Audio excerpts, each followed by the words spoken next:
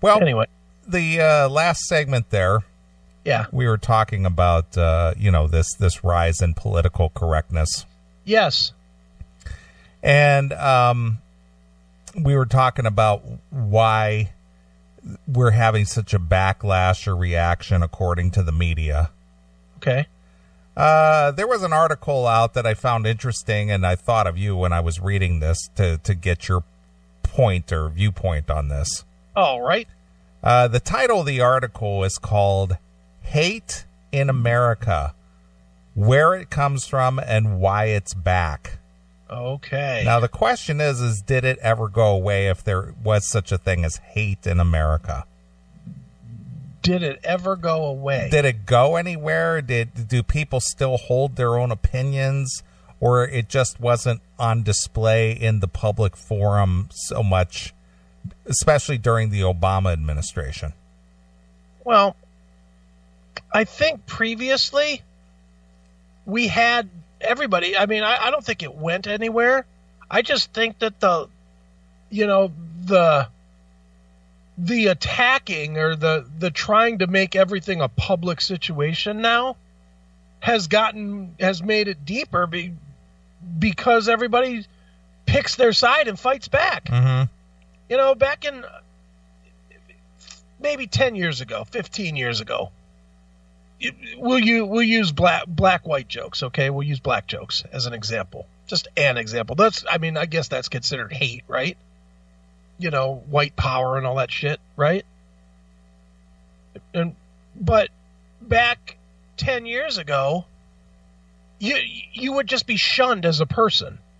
If you were out there saying, it'd be fun if we got some ropes and went and hung some niggers tonight. Right. It would be immediately shunned. Yeah. You know what I mean? People would just be like, you know what, you're a fucking idiot. And that would be it. And you would just leave those people out of everything else that you do. Yeah, absolutely. The community would basically take care of it. It policed itself. Yeah, more or less. Yes, that is correct. And now with social media and with the blurring of it and with so many people into everything that people think, people are now ready to fight back, which makes it worse. Instead of shunning it, you'll get a panel discussion on Fox News. No matter what the topic is, you pick any topic and you can find it on the news being discussed, the pros and cons of it. So you almost give validity to it by not policing it internally. Right. I agree. And harsh language, harsh words, bullying, that kind of shit. Take that as an example. In our day, in my day, in your day, up through probably up to at least when I was 30, so up to about 20 years ago, if someone challenged you, you stood up to it, and you dealt with it. If somebody came up to you and was like, you're a fucking bitch and I'm going to beat your ass, you'd fucking hit them in the mouth, or you would throw down. And win, lose, or draw, they knew that they had fucked with you. And it made it much more challenging to keep fucking with people. So you didn't get bullied. I tell this story all the time. I was a year younger than everybody in my school. I started a year early. So I was a year younger always. And I was always smaller.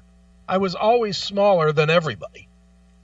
And so as happened in the 70s and 80s for kids, if you were the small one, you got picked on, right? Sure. And that's what happened. Right. Well, whenever anybody picked on me, they would get a fist. I didn't care how big they were. I didn't care who they were. I didn't care if I got my ass beaten in. I can remember there was this one kid. I'll tell the story. There's this kid named Dave Nixon. It was in 8th grade. And I was at track practice, and he was in track, I was in track. And he broke into my locker, because remember when you had to sell fucking candy? Oh, yeah. You had to sell candy bars? Well, we had gotten our candy bars to sell, and I had put them in my locker. Well, after track practice, I took a shower, and then I was coming out to get my stuff and go home. And I walked home, and he was in my locker eating the fucking candy bars. Nice.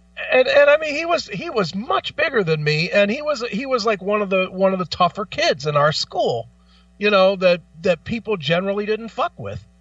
And I walked right up to him. I said, "Dude, what are you doing? You're eating my candy." And he was like, "Fuck you. What are you going to do about it?" He like pushed me away, and boom, I hit him right in the fucking mouth. Bang! Hard as I could fucking hit him. And I'll be honest, he beat the living shit out of me. I mean, he beat me bad.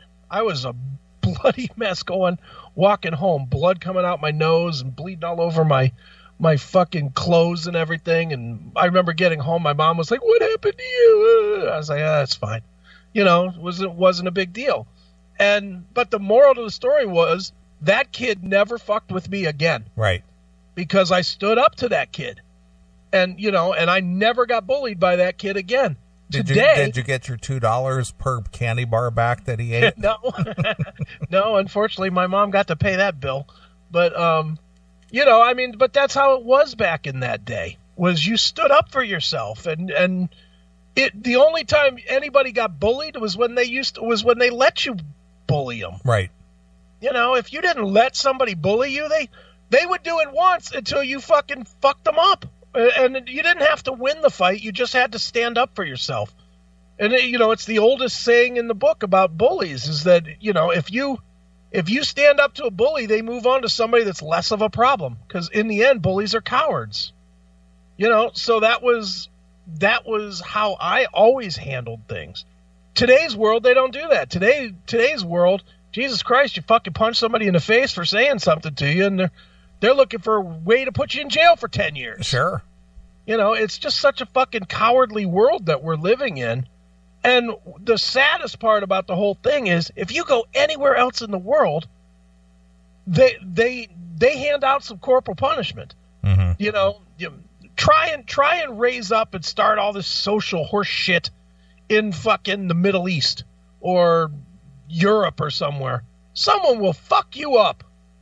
They're not going to put up with that shit. You notice you don't hear about these big social marches in anywhere?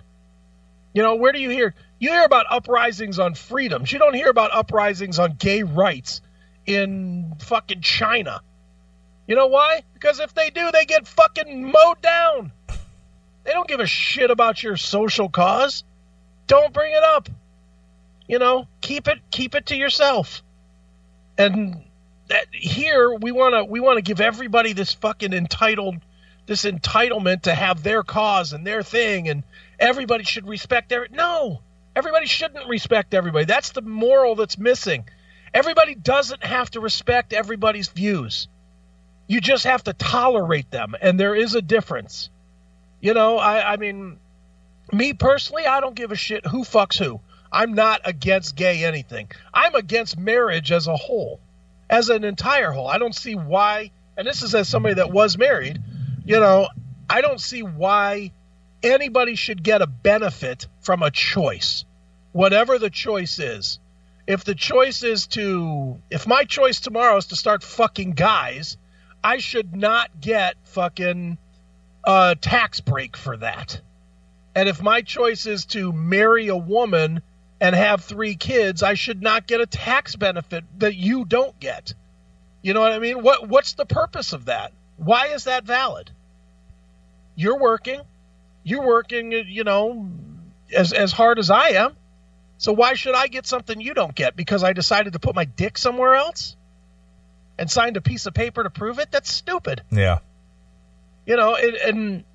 But that's where we're at now. Is everybody in the end? That's what it all these social justice things is people looking for fucking, more opportunity than they currently have. Right.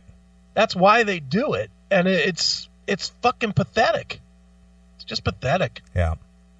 Well, on October 19th, former President George Bush traveled to New York City to deliver a speech at an event dedicated to the spirit of liberty at home in the world. Is this George W. or is this David Copperfield? The younger, George W. Okay. George W., okay. Mm-hmm. His message was sobering. Most of the media focused on Bush's implicit rebukes of the man who currently occupies his old office, that being Donald J. Trump. Okay. His barely veiled critiques of conspiracy theories and outright fabrication of bullying and prejudice in our public life, of a discourse degraded by casual cruelty. Mm-hmm. Yeah. So he thinks that we're too cruel now?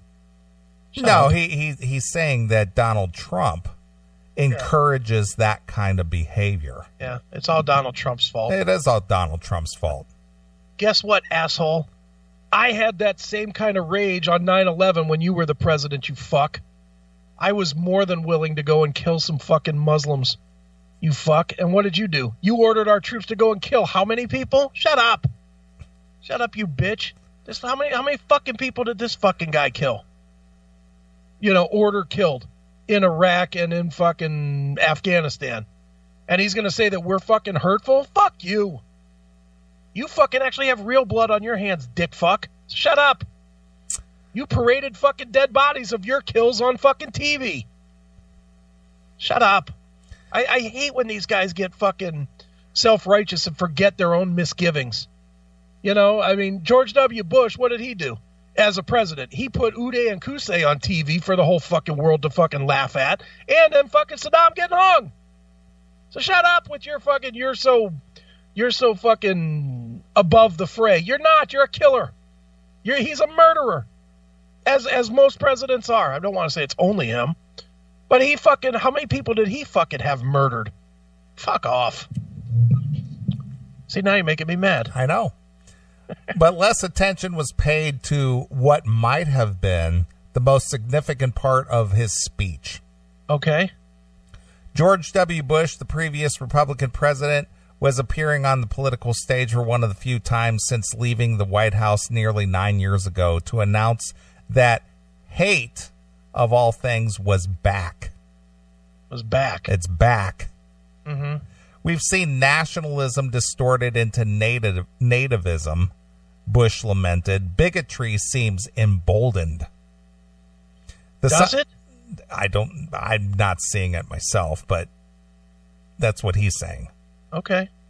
The signs are insistent. The odious memes, the Heil Trump salutes, the racist graffiti. Like none of that existed before? Apparently not. It all started a year ago. Yeah, it started a year ago. Mm-hmm. It's always been there. Yeah. The only reason that it's at the forefront is because the media is so anti-Trump. They've heightened the awareness of its existence. Right. That's all it is. It's always been there. It was probably there even worse when Obama was in the office, but the media never covered it.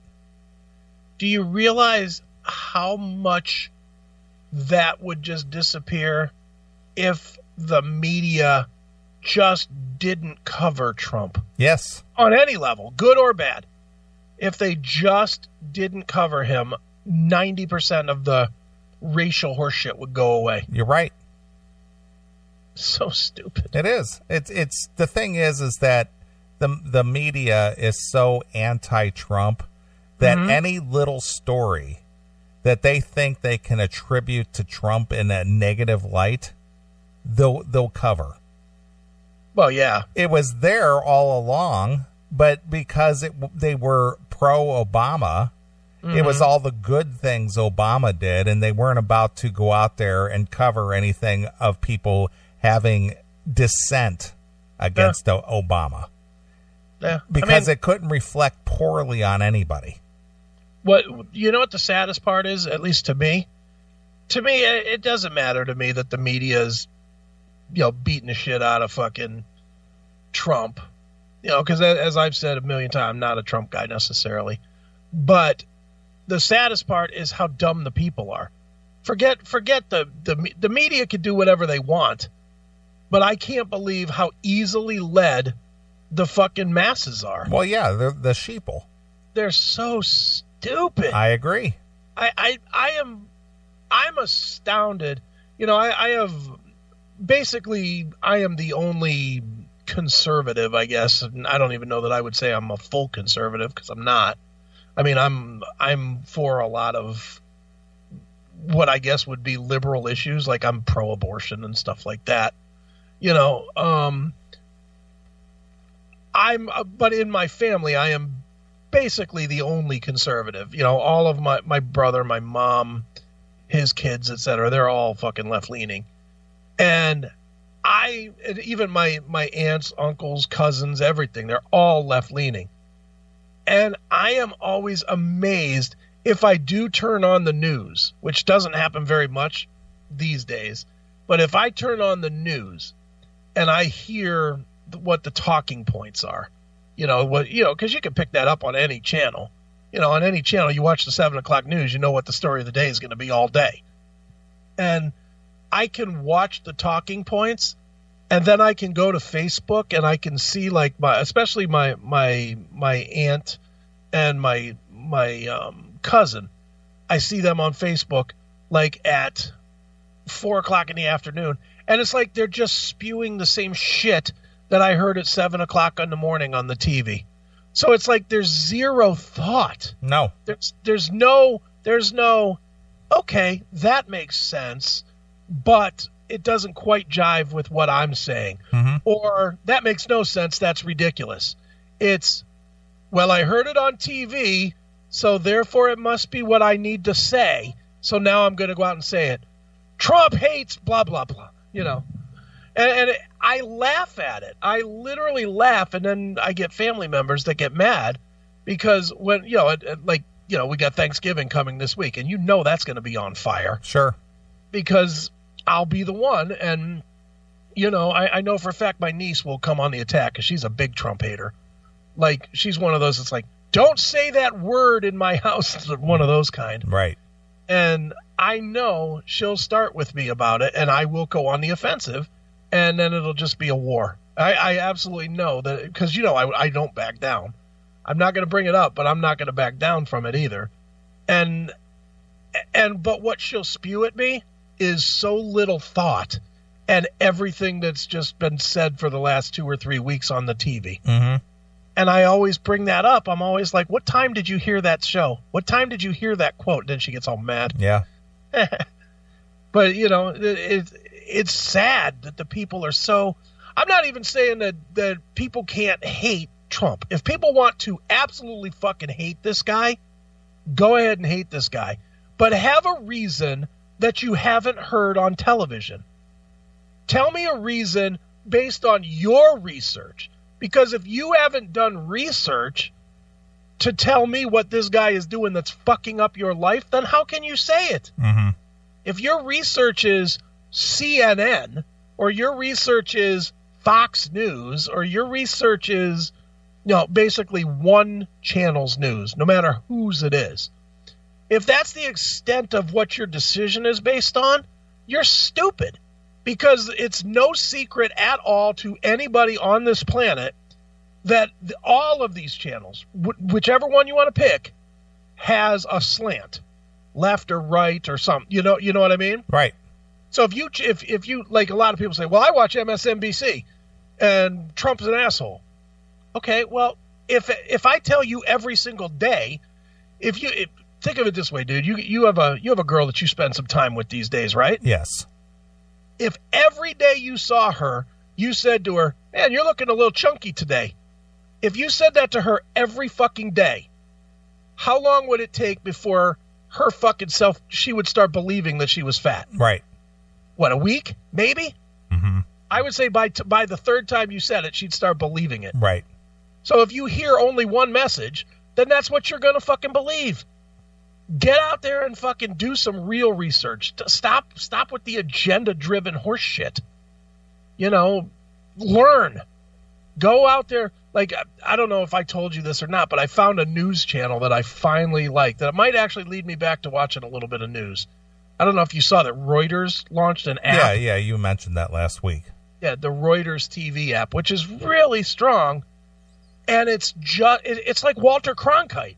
It's like, today in China there was an earthquake, and this many people died, and there was this much damage, and then we're going to move on to the next story. Bump, bump, bump. moves to the next story.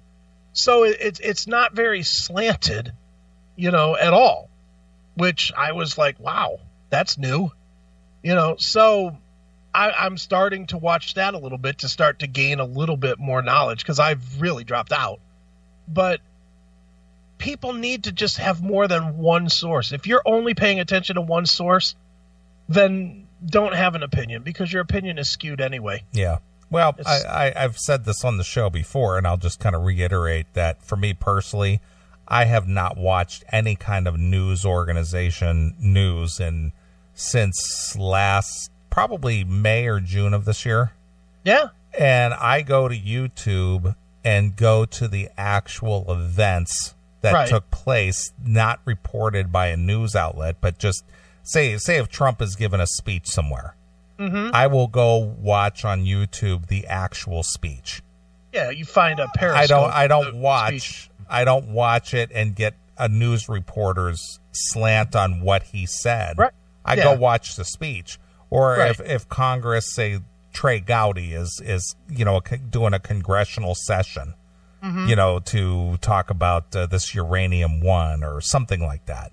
Right. I'll actually go watch the actual congressional hearing, rather than say in Congress today, they did this, this, and that. And then I'll go watch it and go, wait a minute, that's not what happened.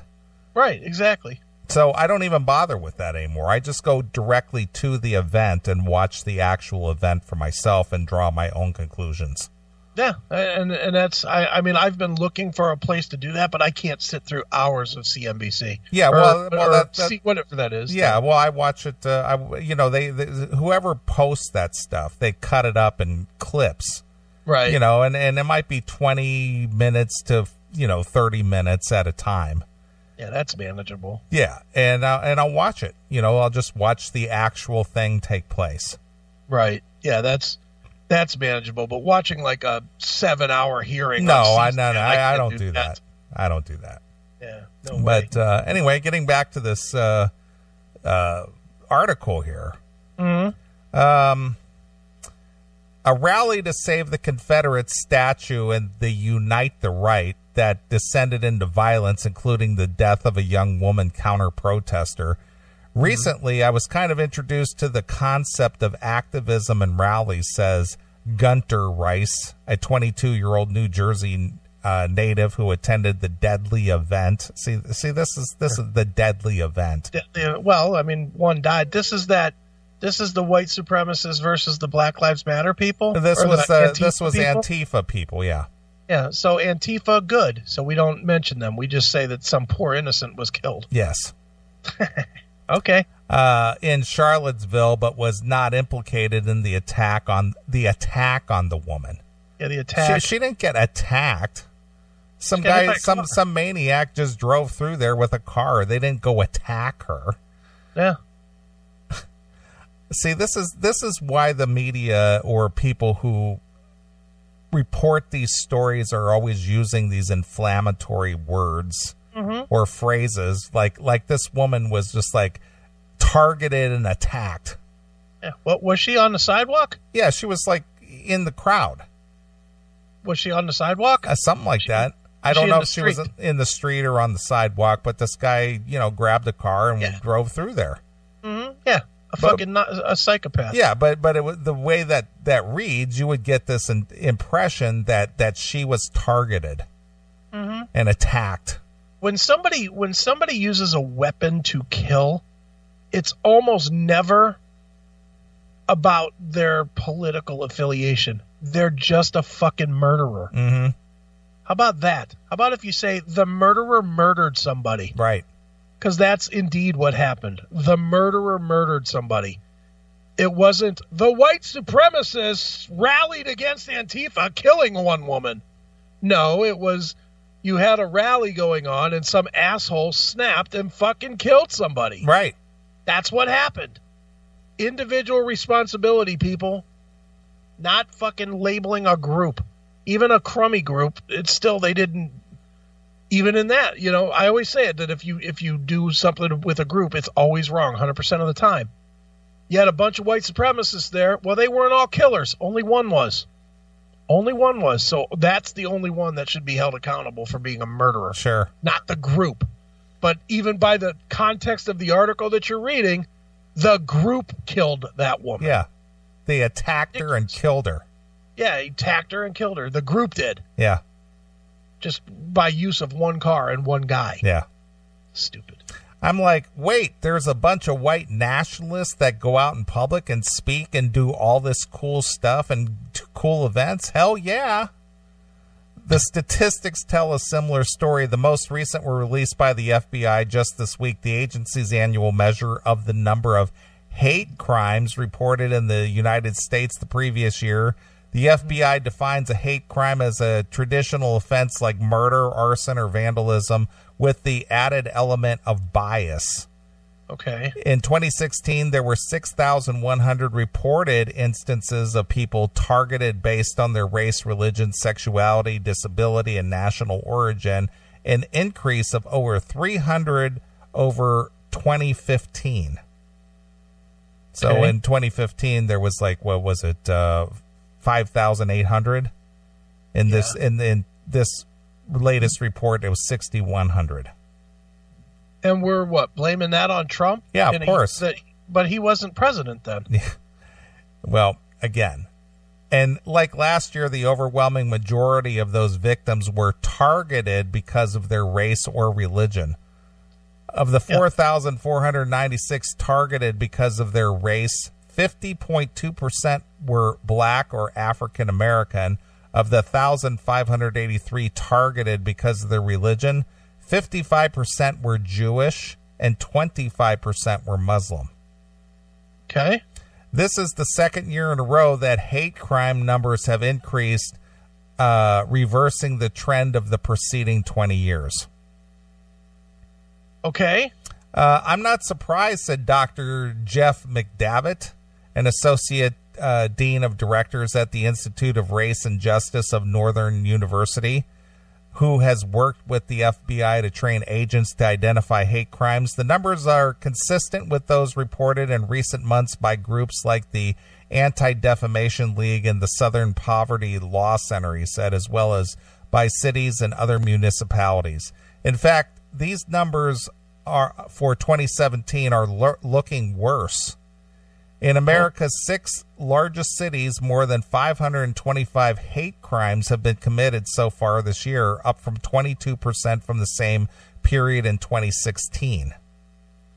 The reason I'm not surprised is this is just another indication of the coursing of relations in America in the past year or two, particularly aimed at people of color and certain religious groups. Okay. Still hearing a former leader of the free world conceded that the hate is having a moment. That's a turning point, admission that it's impossible to ignore. Why is this happening and why now? Haven't we put hate, the bigotry that Bush denounced as a blasphemy against the American creed, behind us? The answer is sadly no. No way. Hatred of outsiders has been a cyclical thing in America, and we seem to be in such a cycle now.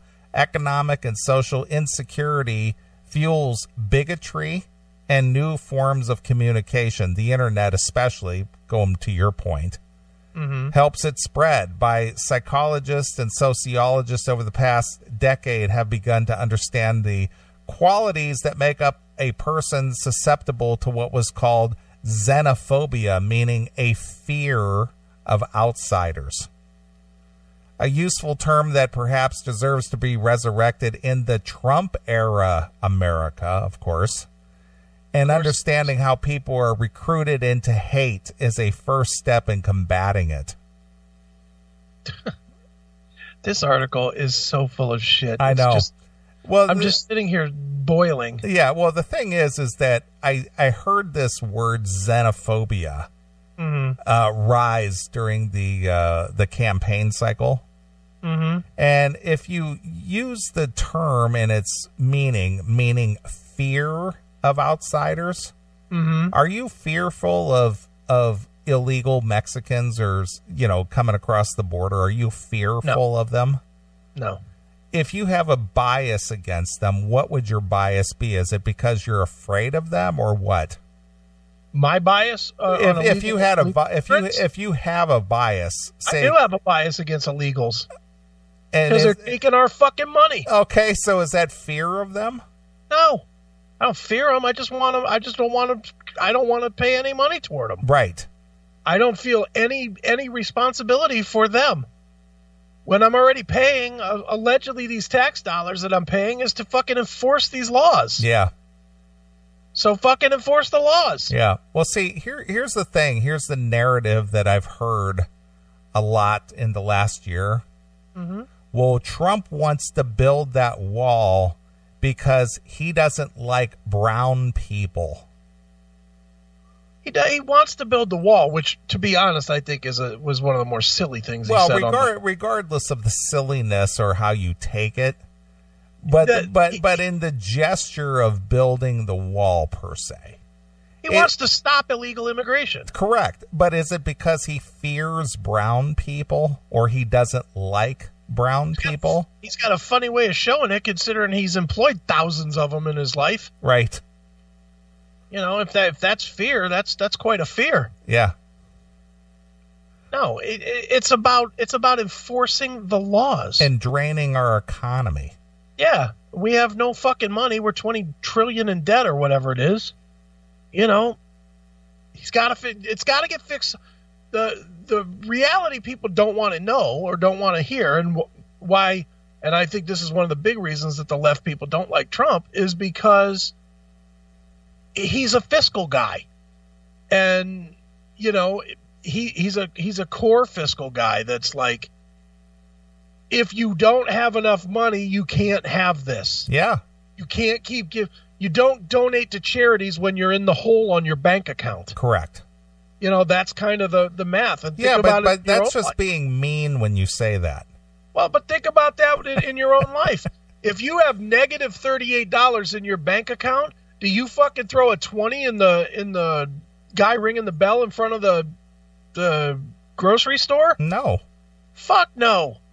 You hope they don't catch that you wrote another hot check.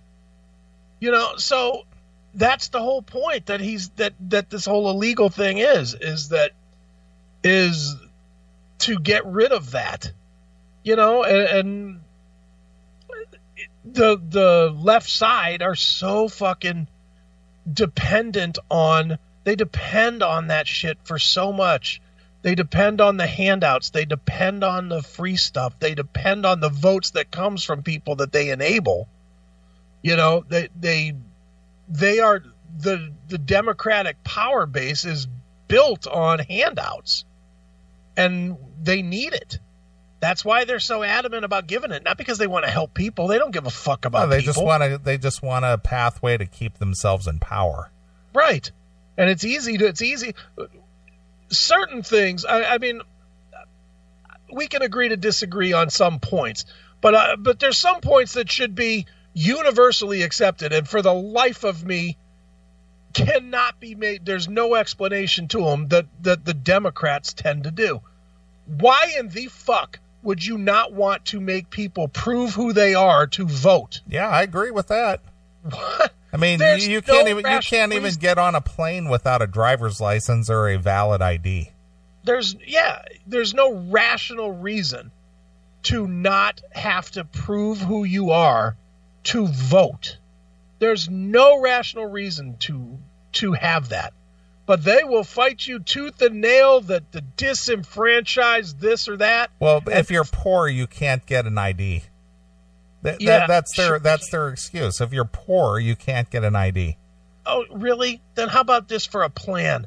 How about anybody that makes under X amount of money can go to the driver's license bureau for free and get a fucking card with a copy of your social? Well, you know the reason why that is, don't you?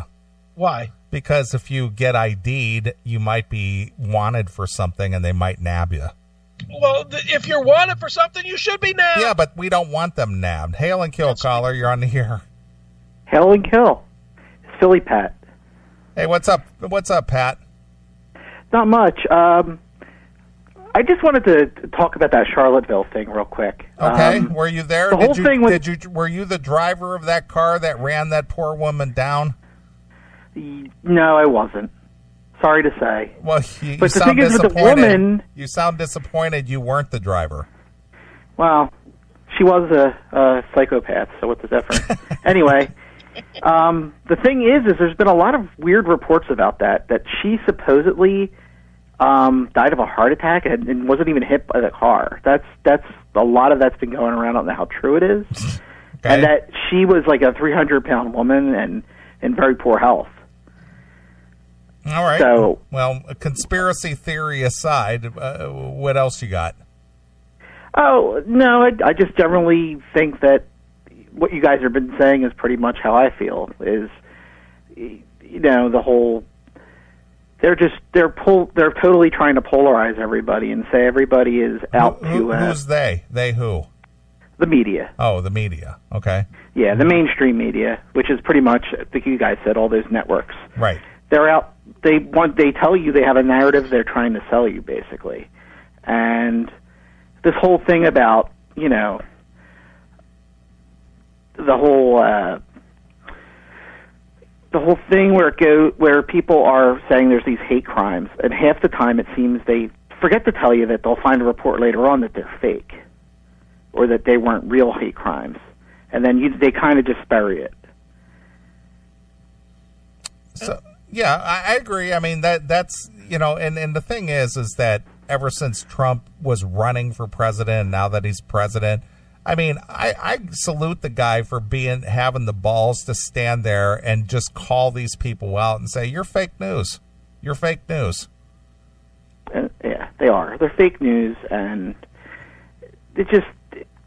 people buy into it. And it's, I mean, where I work, I work for the city. I'm not going to say what I do. I work for my city here, and I'm probably one of the few, somewhat, I guess, what you call a conservative in my office. And the day of the election, the next day, I came in, and I was in my glory, because every single one of them were crying. I swear to God, I swear, it was, you would think that, 9/11 happened again. Seriously.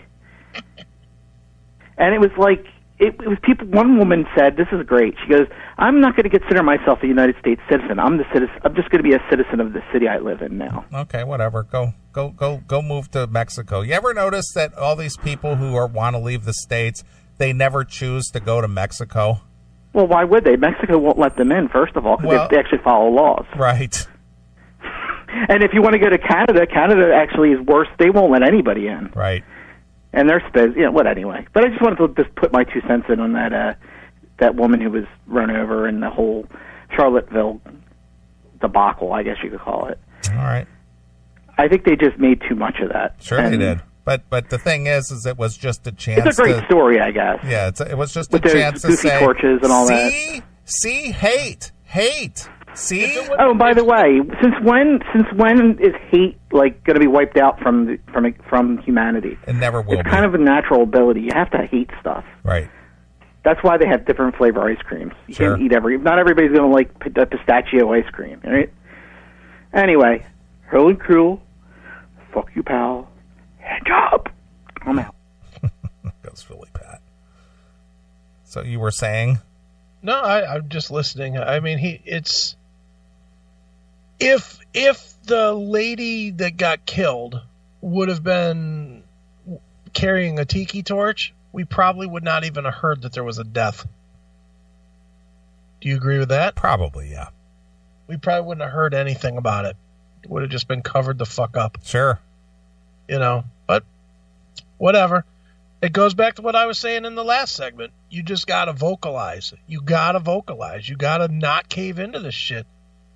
You can't just... you got to educate yourself. I mean, that's the big thing. Is regardless of what you believe, you gotta educate yourself, because otherwise you just look like a dummy.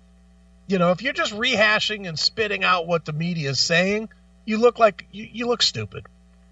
And not that should matter, but you are stupid, really, is what I'm really trying to say. Right. If you don't educate yourself on the points you're talking about, then you're stupid.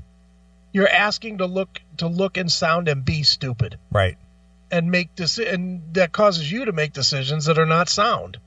So, for your own sake, be educated, and don't fucking cower to this PC shit. Yeah. If people want to raise up in political correctness and that, tell them no. I own in my businesses, as I've told the story several times about the fucking ladies' night. And I stood my ground. I said, absolutely not. I'm not going to do what you want me to do because you think it's that way. I'm not going to fucking do it. What is this in here? Do you realize if you vocalize, you only get a mob of idiots that will try to correct you constantly, causing you to go hump and keep going? No, John, you just don't answer them. You just say, fuck you. That's how you solve it. And Neely, you've been around me enough. Is that not what I do? Pretty much. Somebody says something to me and they want to argue with me. My answer is always the same. Fuck you. I don't have to hear it. I don't have to play by your rules. I don't have to side with you. I don't have to give validity to your argument if it's stupid. You don't. And I vocalize against all the time. All the time. I say what I think. And if people don't like it, don't fucking listen. Don't listen to the show. Don't buy websites from me. Don't go play pinball with me. Don't buy my books. It's that simple. I don't care. I don't care. And I will never care. I would never cave in my integrity to make somebody else feel better. Right. Fuck you. I'm never going to do that. Sure. Well, hate in America began even before there was an America. Mm-hmm. Among Benjamin Franklin's many written rants against what he called the stupid, swarthy Germans was this.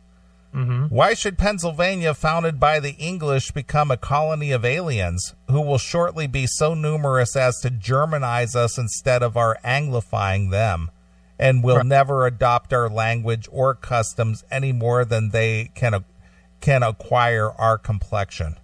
Right. The new nation, he wrote, should be a haven for the purely white people in the world, because so many other places where black or tawny, that is African people, chiefly tawny, that is Asian, or swarthy, most of Europe, including Spain, Italy, France, Russia, and to the puzzlement of historians for centuries, Sweden, it is only logical to distrust those who look different, he argued, because I'm partial to the complexion of my country, for such kind of partiality is natural to mankind. Now, this goes back to exactly something that you and I have spoken about on the show, or what you've said on the show, that if you put, two black guys in a room, two white guys in a room, two Asians in a room, and they would eventually kind of go in their own little groups. They would. That's the law of nature. Yeah, but that's exactly what Ben Franklin is saying in his writings here. Yeah, that's right. It's just natural to mankind. Mm-hmm. This weariness of the other is only is one of the entwined threads that form the foundation myths of this country. Of a melting pot contains within an assumption that blending in rather than standing out is what is valued. The idea of pulling one's self up from its bootstrap assumes an upper and lower rung of social order, with the membership rules determined by those already at the top. Right. And so any graph America's emotional temperature over time will show periods of exclusion punctuated by spikes of outright hate. Mm-hmm. So there's a graph there that shows at different points in our history, right, where like during 54 to 68, during the civil rights era, as blacks marched and demonstrated for voting rights and desegregation, some whites in the South and elsewhere fought back with violence. Sure they did, and that's fine.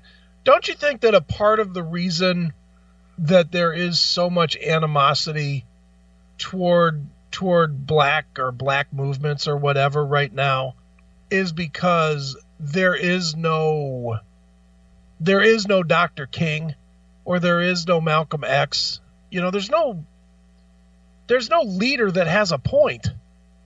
You know, it's just random. Mm-hmm. And I think that's a big part of the problem. I mean, for the longest time, they had the wrong leader with Al Sharpton. Yeah. Who was just an ass clown. But they don't have, there's not a legitimate leader if they're, to stand up for these kind of, police brutality, which has been proven statistically is not a problem. But if there was somebody that had kind of a Dr. King approach, don't you think that it would be a little better received by non-black people? Because the way it comes off now, it just comes off like complaining. It just comes off like a bunch of fucking disgruntled douchebags acting like douchebags and then complaining when they're called out for being douchebags. Right. That's well. You're just kind of making my point that I've always made when we talk about these kind of things, that it's behavior. Oh, it is behavior. It's always behavior. It's not your skin color. It's how you behave and how you conduct yourself. Yeah, it is. And there's like this underlying, not discussed, but like a theory, I guess, that everybody's gonna just hang out together. Don't you think that's the grand scheme thing? Is that you'll have black guys and Asian guys and Muslim guys and white guys all hanging out at the barbecue. Mm-hmm. Isn't that like the kind of unwritten thing? But it's never going to be that way. Mm-mm. Because forget the fact that human nature doesn't really go for that, but just go to points of interest. Could you ever see yourself? I think I'm more ambitious than you are with trying different weird shit. I could see myself trying some different shit. I could see myself, if I got to be friendly with a Muslim dude, heading out to a mosque and checking that out. Mm-hmm. I could see me doing that. And I've gone to like rap concerts and stuff with black friends and done, family events and stuff with black friends and whatnot. And, and I can, and obviously I lived in Asia or in Korea, which, right there. I lived in the Orient for a while. So I've told the stories on the air about how I went and tried all the different cultural things that they had to do there. But what ended up happening? Me, as somebody that has tried all this stuff, what did I end up doing? I ended up going back home. I have a predominantly white friends, because that's who I have the same interests with. Mm-hmm. And it's not like a shunning thing. I mean, our friend Kurgan is a fine example. Black guy, we love when he comes and does stuff. He's been to your place. He's been to my place a dozen times. I've gone to concerts with him. We've had him at barbecues. We've had him at, hanging out, and he's a good dude. Yeah, he's just a good dude. We don't judge him as our black friend. Not at all. He's our friend. He's our friend, and he comes to the events that we do and the things that we do, and we look at him as an equal. Mm-hmm. We don't look at people that act fucking stupid as an equal. You never looked at your friends at your friends, and I'm using that word very loosely here. You never looked at your friends at the Indian Palace mm-hmm. as an equal. You looked at them as fucking dirt balls that you wanted to get away from. Right. Because their behavior was so against what you're about. Yeah, exactly. Doesn't mean that you had hate for them because they were Indian. No. I disliked the way that they did business, and I disliked their behavior.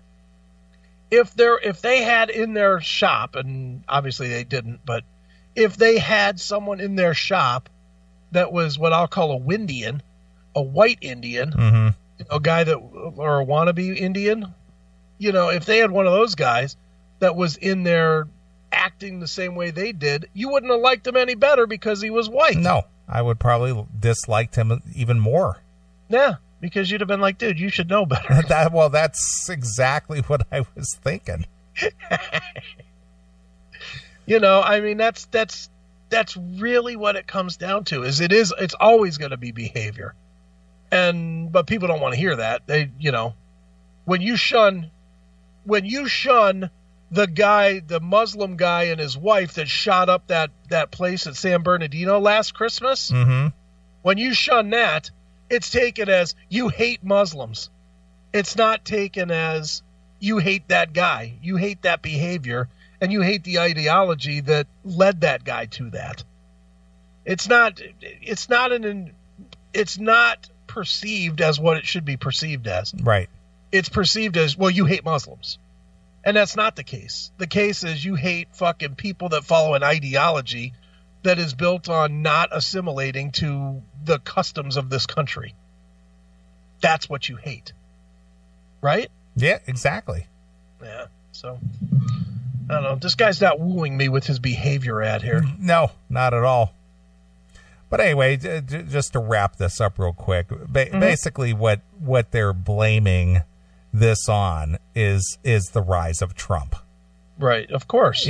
And so within a year of his taking office, and not even a year because he's only been in office 11 months. 11 months, yeah. He's just changed the whole face of America and turned it into nothing but a cesspool of white supremacy and hatred for immigrants and minorities. Do you think these people will commit suicide if he wins re-election? I don't think so. You don't think? I think you're going to have people. Would it shock you if like a Rosie O'Donnell committed suicide if he won re-election? Well, she's kind of unstable anyway. So if she committed suicide, I wouldn't blame it on that. I would say that she was a nut job to begin with. Would you attend the parade? Yes, of course.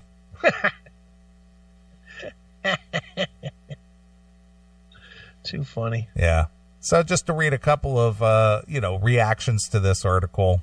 Mm-hmm. Conservatives are fed up with America being sold down the river by our own government, which is rife with corruption and bought and paid for by the fat cats who love shipping our jobs overseas. It's the liberals that are filled with hate. They hate President Trump. They hate conservatives. They hate the loss of the election. And most of all, they hate America. Sounds about right. Yep. Let's see if there's one or two here. All right. Harvard analyzed media stories about Trump since he took office. 93% are negative.